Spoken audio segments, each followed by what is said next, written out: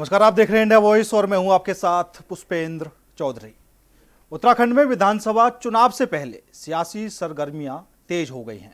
सत्ताधारी भारतीय जनता पार्टी संगठन और सरकार दोनों को मजबूत करने के लिए लगातार अपने नेताओं और कार्यकर्ताओं को दायित्व सौंप रही है। पिछले 4.5 वर्षों में 100 से अधिक नेताओं को विभिन्न सरकारी संस्थाओं और निकायों में जिम्मेदारियां दी जा चुकी हैं, जबकि बीते एक सप्ताह में भी कई नए चेहरों को अहम पदों पर नियुक्त किया गया है।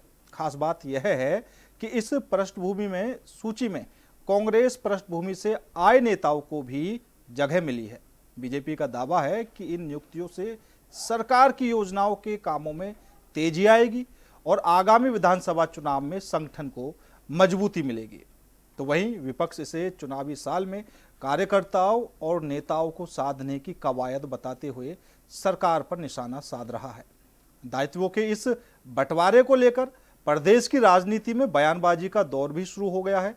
क्या ये नियुक्तियां संगठन को और मजबूत करने की रणनीति है या फिर चुनाव से पहले नाराज नेताओं को साधने की कोशिश? क्या कुछ प्रतिक्रियाएं चल रही हैं? बीजेपी की तरफ से क्या कुछ बयान आया है, कांग्रेस की तरफ से क्या कुछ बयान आया है, एक बार वो आपको सुना देते हैं। कार्यकर्ता का सम्मान है और योग्यता का भी सम्मान है। और कांग्रेस ऐसी पार्टी है जिसमें हम जैसे लोग जिन्होंने 24/7 काम करके कांग्रेस को खड़ा रखने का काम किया, हमारे उस योगदान को पहचानने के बजाय हरीश रावत जी जो कल बोल रहे थे, उन्होंने 2016 दिसंबर में मात्र जब आचार संहिता लगने के 15 दिन थे तो तब मुझे एक जिम्मेदारी दी। उससे पहले तक जो है उस मेरी तरफ उनकी नज़र नहीं गई। और उससे पहले भी उन्होंने मुझसे नवंबर 2001 में वादा किया था कि 2002 के चुनाव में कांग्रेस की सरकार बनने पर आपको सबसे पहले नंबर पर दायित्व मिलेगा। लेकिन 2.5 साल इंतजार करने के बाद भी नहीं मिला, तो तब मुझे फिर कहना पड़ा, तब जाकर के उनको मेरी याद आई।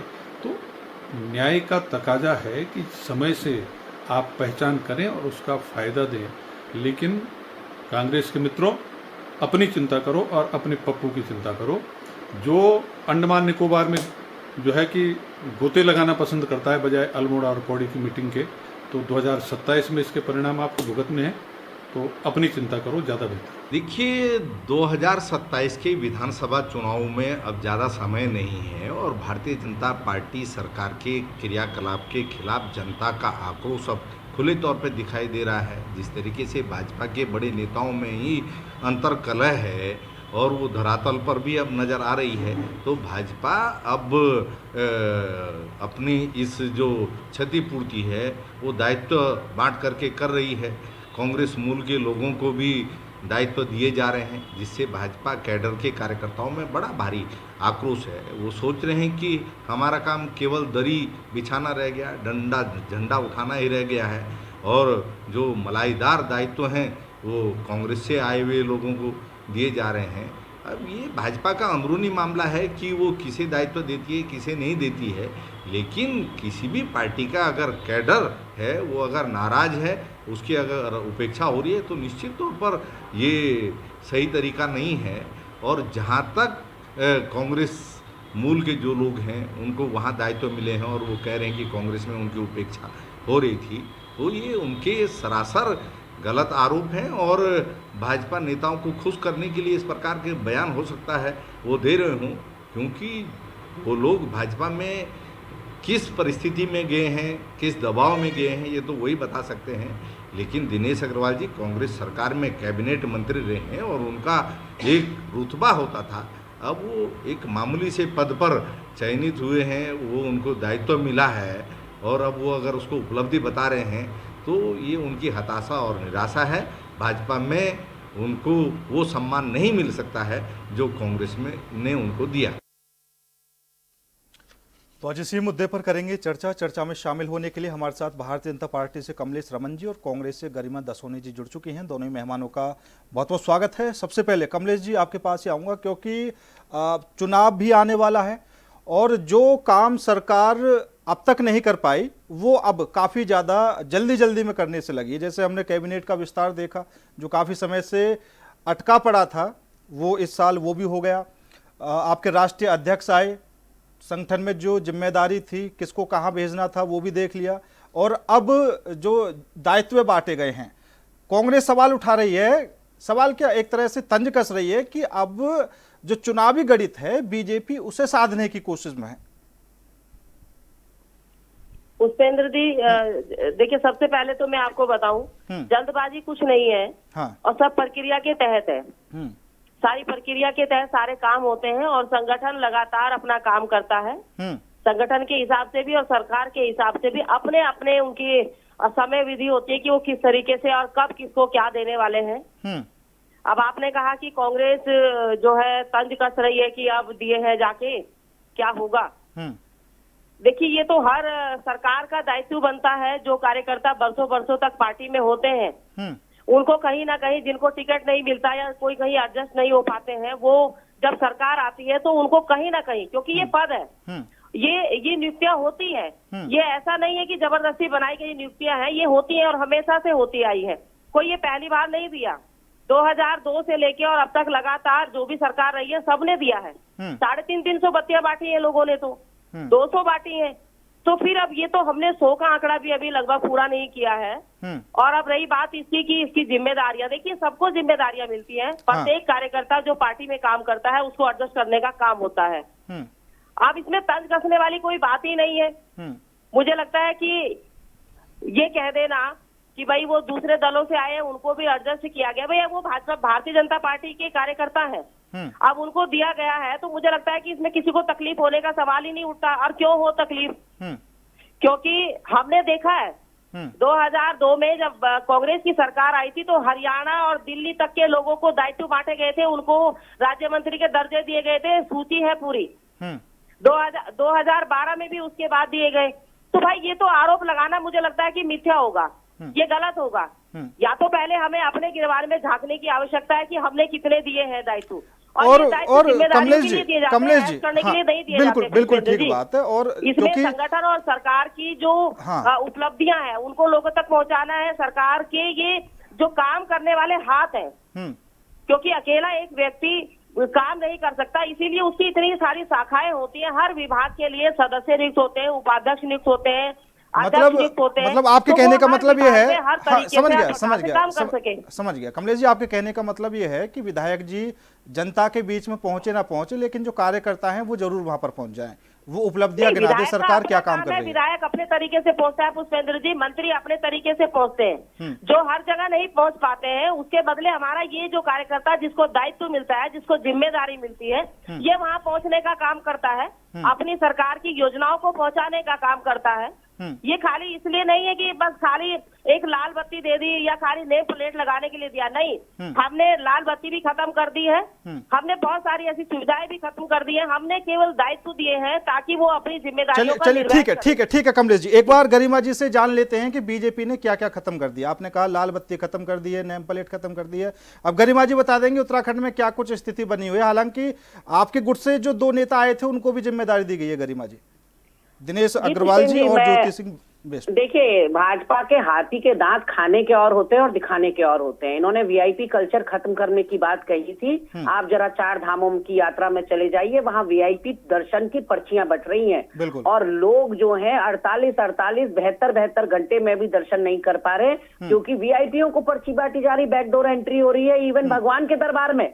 तो ये यहाँ इसमें क्या वीआईपी कल्चर खत्म करेंगे। दूसरी बात, आपको मैं बहुत 2-3 महत्वपूर्ण बातें कहना चाहती हूँ। 2017 की मार्च में कांग्रेस ने सत्ता से विदाई ली और प्रचंड बहुमत की भाजपा सत्ता में आई। आप जानते हैं इस राज्य के ऊपर कितना कर्ज था, 44,583 करोड़।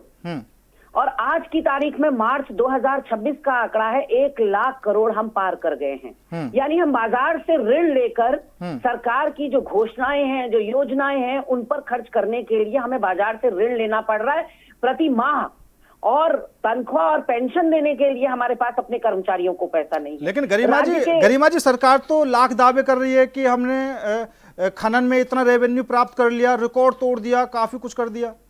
देखिए, मैं फैक्ट्स पर बात करती हूँ। सरकार कुछ भी दावे करते रहे, मैंने तो आपसे कहा ये जुमले की सरकार है, ये झूठी सरकार है। इन्होंने मुस्लिम यूनिवर्सिटी का भी जो झूठ गढ़ा, ये उसी ताश के पत्ते की तरह ढेर हो जाएंगे। आप देखिएगा क्योंकि झूठ की बुनियाद पे सरकार बनी है। जो मुझे 2-3 महत्वपूर्ण बातें और फैक्ट्स आपके सामने रखने हैं वो ये कि जब इस राज्य का बेरोजगार अपने लिए रोजगार मांगने के लिए सड़कों पर उतरता है तो लाठियां चलाई जाती हैं, उसको बहुत ज्यादा गंभीर धाराओं में मुकदमे उस पर होते हैं, और अपने नेताओं के पुनर्वास योजना चला रखी है। ये दायित्व की जो लॉलीपॉप आप बांट रहे हैं, धनाधन आप जो चिट्ठियां निकाल रहे हैं लोगों की, ये पुनर्वास नहीं तो और क्या है अपने नेताओं का। जिस अभी दल बदलू का आपने अपनी रिपोर्ट में एक बयान सुनाया, वो पहले कांग्रेस में थे, बहुत लंबे समय तक कांग्रेस में थे, उन्होंने खुद कहा 2500 साल मैंने हड्डी घिसी। उसके बाद वो आम आदमी पार्टी में गए, 6 महीने भी नहीं रुक पाए आम आदमी पार्टी में, और उन्होंने अपना भगवान अब मोदी को बना लिया है। मैं उन व्यक्ति को मुखातिब होकर कहना चाहती हूँ, आप मुझे बताइए, एक व्यक्ति 2002 में कांग्रेस भवन आता है जिसके पास रहने के लिए कमरा नहीं था, वो कांग्रेस भवन में रहे, उनके पास कमरा नहीं था, आज वो 2-2 करोड़ के मकान में रह रहे हैं, और वो दायित्व की बात कर रहे हैं कि 15 दिन पहले इलेक्शन से मुझे हरीश रावत की कृपा दृष्टि मुझ पर पड़ी, क्या टिकट नहीं दिया पार्टी ने? ज्योत सिंह बिष्ट की आवाज थी, मैं पहचानती हूँ। ज्योत सिंह बिष्ट बताएं कि निर्दलीय 2012 में उन्होंने विधायक का चुनाव लड़ा, पार्टी ने निष्कासित कर दिया 6 साल के लिए, 1.5 साल में मिमियाते हुए विजय बहुगुणा के पैर पकड़ लिया और वापस कांग्रेस पार्टी में आ गए और नंबर 2 की पोजीशन पर बैठ गए। मैंने 2014 में कांग्रेस पार्टी ज्वाइन करी, उपेंद्र भाई, मैंने इनको किशोर उपाध्याय के बाद नंबर 2 पोजीशन पर देखा, एक ऐसा व्यक्ति जो 6 साल के लिए निष्कासित हो गया था इस वजह से क्योंकि वो पार्टी कैंडिडेट के खिलाफ 2012 में चुनाव लड़ गया। उसके बाद 2022 में पार्टी ने टिकट दिया, भाई साहब, पार्टी ने विधायक का टिकट दिया जिस व्यक्ति को वो कह रहा है मुझे दायित्व नहीं दिया। कितना लालची और कितना अवसरवादी व्यक्ति के बच्चे, अपने 3-4 बच्चे जितने हैं सब सेटल कर दिए, 2-2 करोड़ के घर बना लिए, सर पे छत हो गई, तो अब जिस पार्टी में चलो सैर करने, कभी इस पार्टी में चलते हैं, कभी इस पार्टी में चलते हैं। मेरे सामने जो प्रवक्ता है उनका यही हाल है। पहले आम आदमी पार्टी में केजरीवाल को भगवान बनाया राहुल गांधी के बाद, उसके बाद अब मोदी जी भगवान है इनके, तो इनके भगवान हर रोज बदल रहे हैं, इनको खुद ही पता नहीं कि किसके आगे दिया जलाना है। अब मैं आपको ये बताना चाहती हूँ, KMVN या GMVN हो, गढ़वाल मंडल विकास निगम, कुमाऊं मंडल विकास निगम, यहाँ पर एक्सपर्ट्स की जरूरत है। यहाँ भाजपा के इसको उठाना है, ये सब डूब रहे हैं। गढ़वाल मंडल विकास निगम भी डेट में जा रहा है, कर्ज में जा रहा है, कुमाऊं मंडल विकास निगम भी। यहाँ एक्सपर्ट्स चाहिए थे जो इनको चला सकें, और ये टूरिज्म प्रधान प्रदेश है, यहाँ आपने अपने दर्जाधारी बैठा दिए हैं, और श्वेत पत्र जारी करना चाहिए भाजपा को कि आखिर इन दायित्वधारियों पर कितना खर्च व्यय हो रहा है सरकार का, या आम आदमी का, टैक्स पेयर का कितना पैसा खर्च हो रहा है, और हासिल क्या हो रहा है उत्तराखंड को। आज बिल्कुल सही बात है। क्या हुआ इन दायित्वधारियों से उत्तराखंड को, ये तो बताइए। ठीक है गरिमा जी। बेरोजगार लाठी खाएंगे अगर बिल्कुल और सवाल जायज है, को रोजगार मिले, सवाल जायज है। कमलेश जी, क्योंकि जो दायित्वधारी हैं, जिन नेताओं को, कार्यकर्ताओं को जिम्मेदारी दी जा रही है, क्योंकि सवाल ठीक था, उनके ऊपर कितना खर्च हो रहा है और उन्होंने अब तक ग्राउंड से सरकार को कितनी रिपोर्ट दे चुके हैं कि यहाँ पर ये कमियां हैं। जैसा भी गरिमा जी ने बताया कि भाई जो मंडल डूब रहे हैं उनको पहले बचाना चाहिए, एक्सपर्ट की जरूरत है।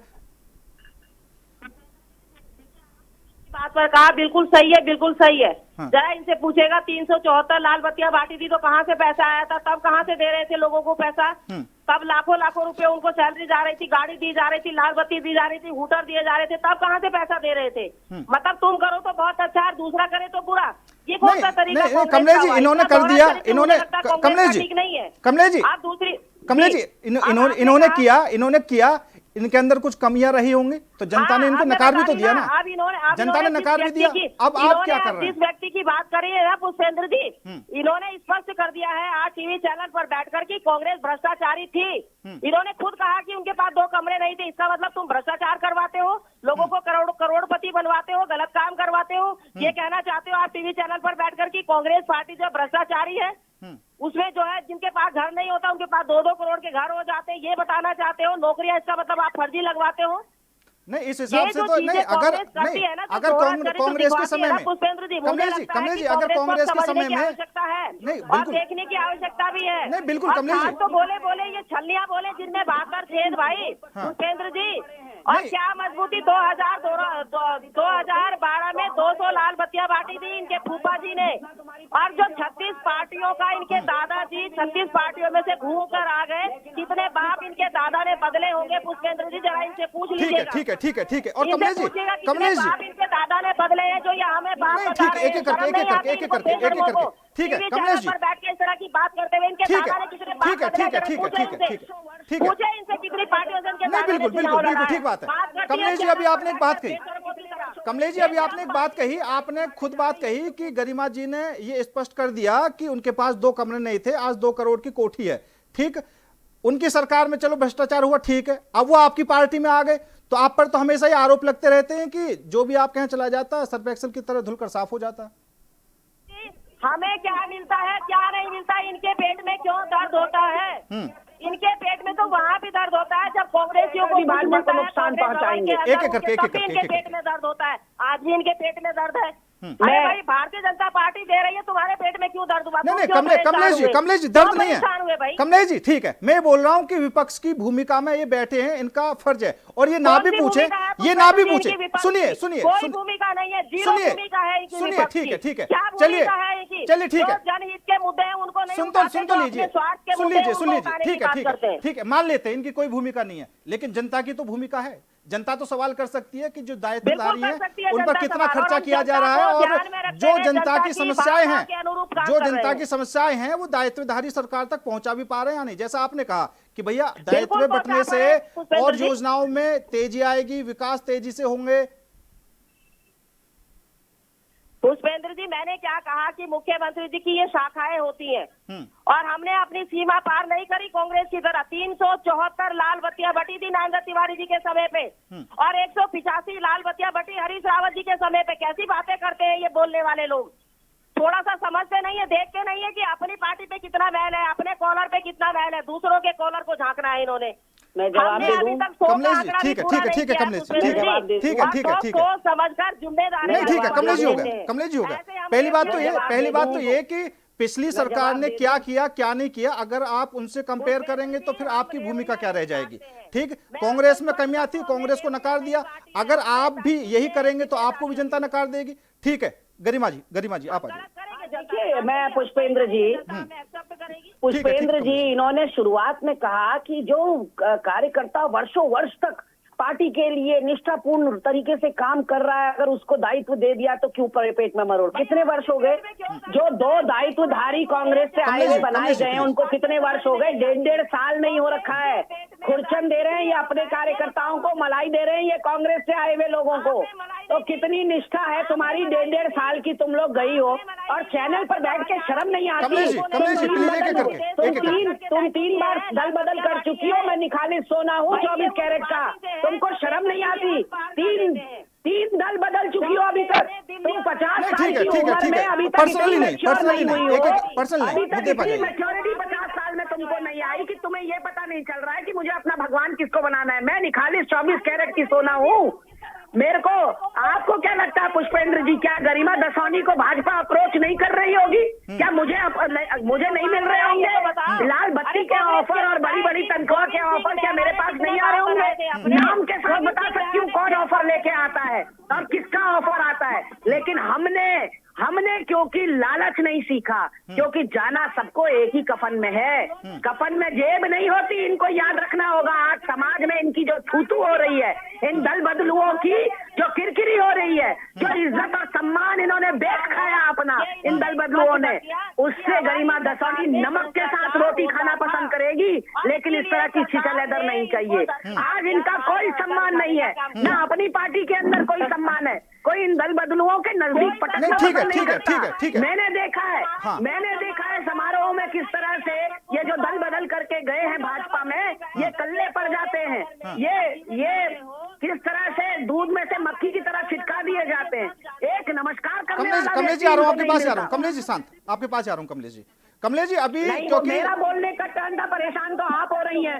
एक टर्न पर कमलेश जी आपके पास आऊंगा, चला रही हैं अपना, तो परेशानी तो आपकी दिख रही है। पुष्पेंद्र जी तो मुझसे सवाल पूछ रहे हैं, मेरे टर्न पर आप उछल रही हैं, तो परेशानी तो आपकी पेशानी पे दिख रही है। कमलेश जी रिक्वेस्ट कर रहा हूँ, मैं आपके पास आऊंगा, इनके बाद आपके पास आऊंगा। आपको जो लगे गलत है वो बोल देना, कोई बात नहीं। गरिमा जी की बात पूरी हो जाती है।